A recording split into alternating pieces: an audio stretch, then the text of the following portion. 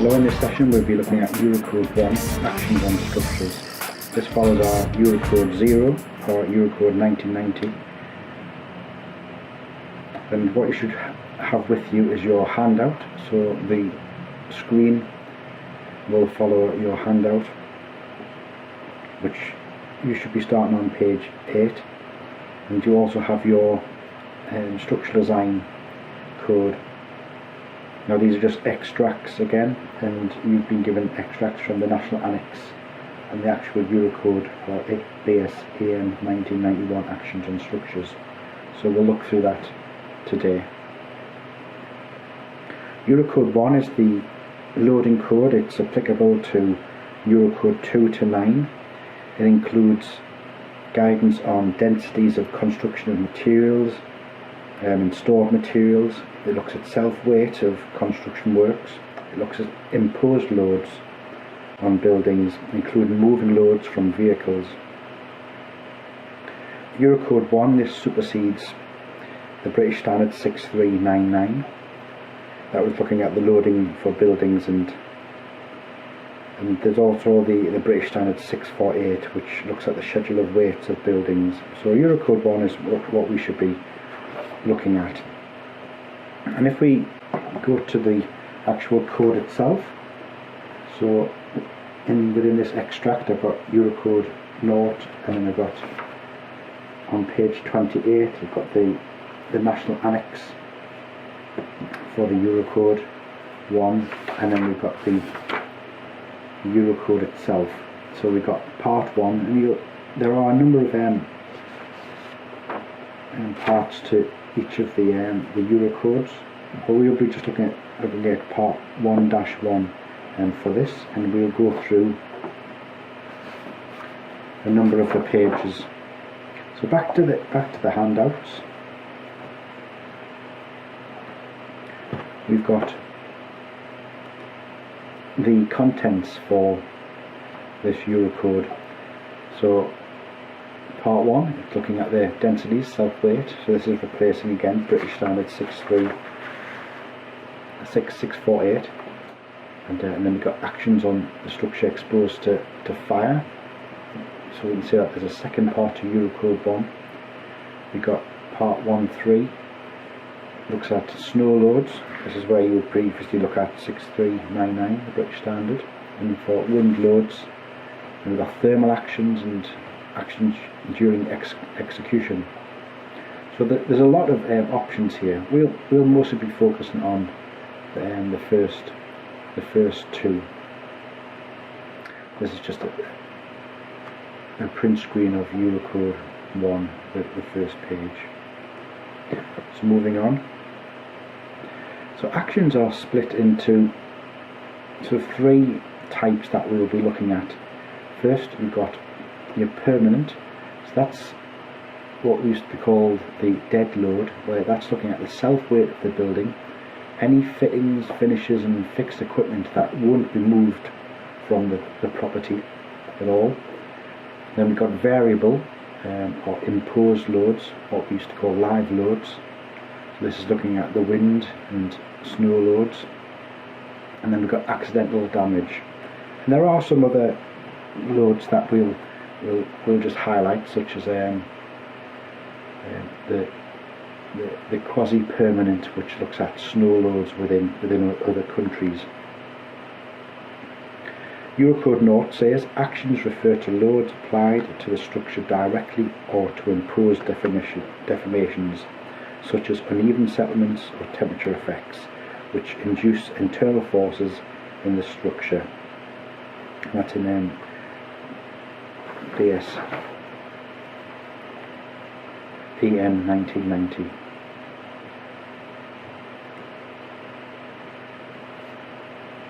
And I've got some images here just to try and show the differences in between the different types of loads. So what we have is characteristic permanent loads. So looking at the dead loads first, so we've got the walls and columns, we've got floor slabs and beams shown in red or pink. Then you've got the roof structure itself, and then we've got the internal finishes such as plaster on the walls and screeds on the floors. permanent loads, they're represented by the letter G, and in terms of characteristic loads, this is loads where we haven't applied the factors of safety. They're represented by a K. And you'll find that when you look at permanent loads that they can then be split into superior and inferior. This is where your dead loads might change.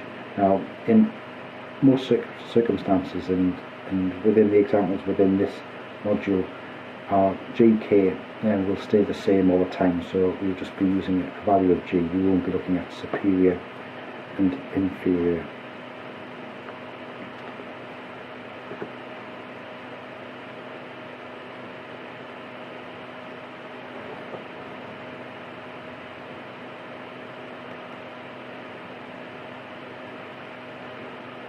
This is an example table from Eurocode 1, which is looking at the weights or the densities of materials, and we can have a look here on page 35 of the standard. You can see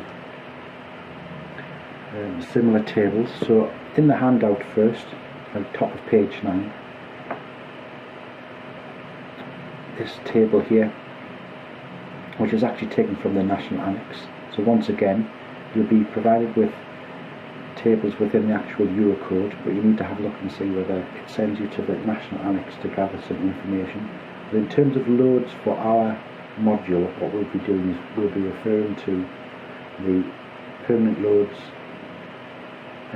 shown from page 35 all the way and 36, page 35 to 36.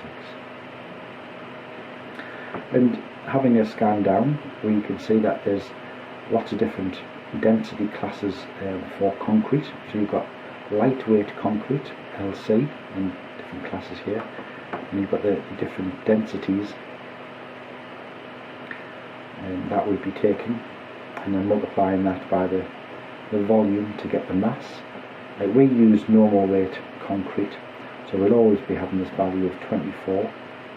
However, as soon as you start putting steel inside of the concrete, you need to increase the weight of the material by 1 kilonewton per meter cubed. So that's why you'll see 25 kilonewtons per meter cubed for reinforced concrete. So let's just double check in our handout that this is the case. So we've got typical permanent loads, we've got for soils and materials, and then at the bottom of page 35 we've got concrete slabs, and where's concrete? Oh, concrete is, sorry, back up here. The concrete, plain concrete is 24, and reinforced concrete is 25. You can see that when you have the water within the concrete, you have to take into consideration the hydrostatic load, which adds on another 1 kilonewton per meter cubed for wet concrete. So after our permanent loads, we have our variable imposed loads, which is looking at the live loads. So examples of these is the occupants and the furniture within the building itself that's moved in and moved out. You've got stored materials, all your temporarily stored materials, and then you've got your movable partitions. So any partitions that are not fixed but that can be moved in and out of the building, and they're classed as variable loads. You also have the wind load and the snow load from the environment. So your wind will be blowing on the side of this building, but you'll find that you have to consider both the wind being pushed against the building and also the suction effect as the wind goes across the building and starts lifting up on the roof structure itself. And then you've got your snow load, and again within the UK our snow is classed as a variable load. So this load just arrives just for a temporary period and will provide a load that you have to consider. In Europe it's classed as quasi-permanent because the thickness of the load is so thick and stays there for several months that it's almost classed as a dead load. Our characteristic variable loads, so these again are the loads without the factors of safety being applied are represented by the letter Q. And if we have a look within our Eurocode 1, we can have a look at variable loads. So page 31, we can have a bit of a scan over and see what we have in terms of tables for imposed loads.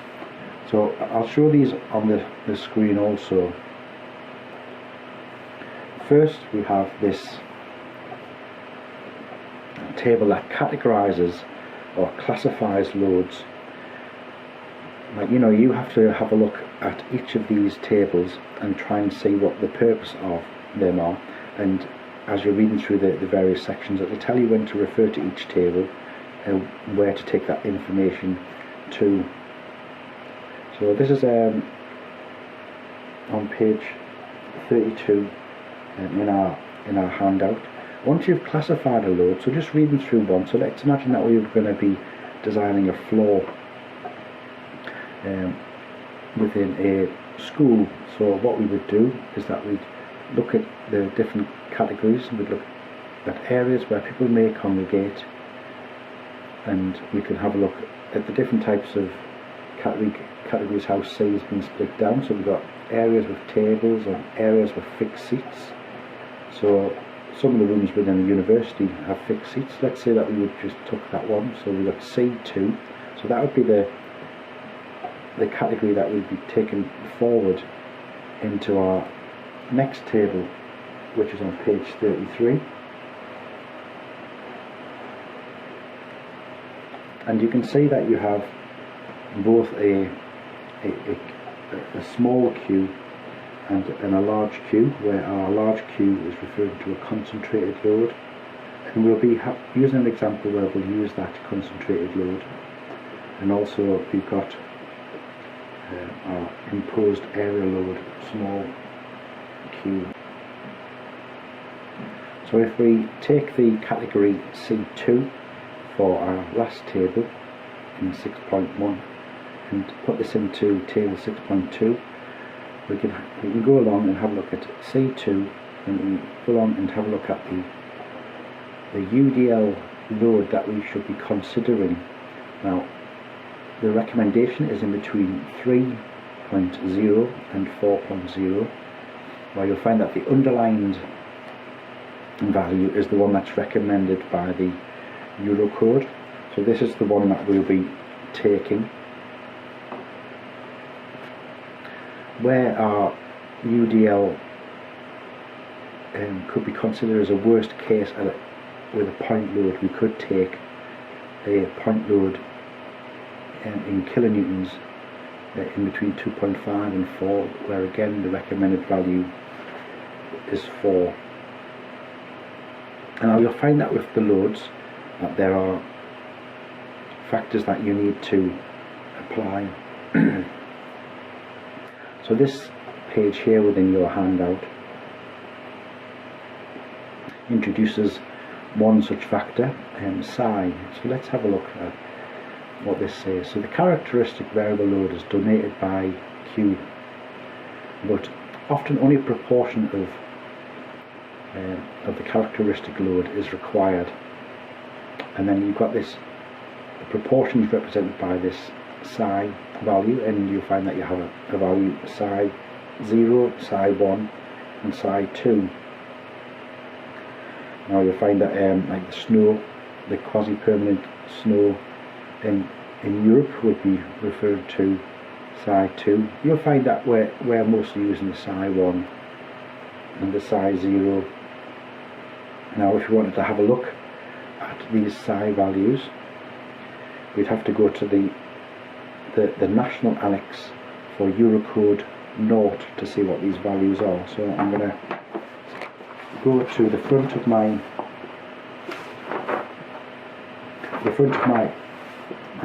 handout for the codes. So I'm in National Annex, page 3. Flip over the page, and then we've got page 5 here, and we can see that we have National Annex 222, we've got our table National Annex A1.1, and we've got the psi value factors for buildings. So depending on the type of building that you have, so we were looking at C, and we could pick off our value of psi 0, psi 1 or psi 2 if it was so required. So this is what we'd use in terms of the UK. We have some text here that just talks about how the psi factor is derived from statistical and probability theory.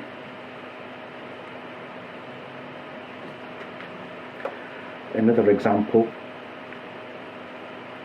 for a factor of safety that you need to consider is this alpha n. Now this is where it's looking at what's the likelihood that everybody would be stood on one side of a building that would cause it to lean. Clause here is from our Eurocode 1. So if I go to Eurocode 1, and it's page 31 in the Eurocode. So I can see where I put that. Oh no, actually I haven't put that within your notes. Oh no, I have. Yes, sorry.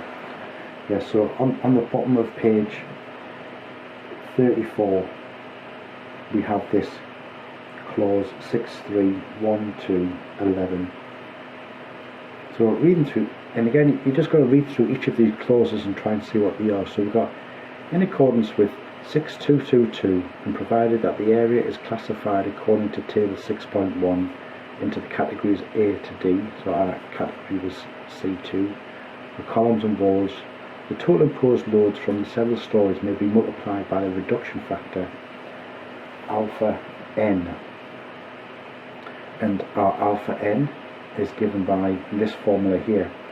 So what we have to do is that we have to take 2 plus the number of stories, as long as it's above 2. Like if it's above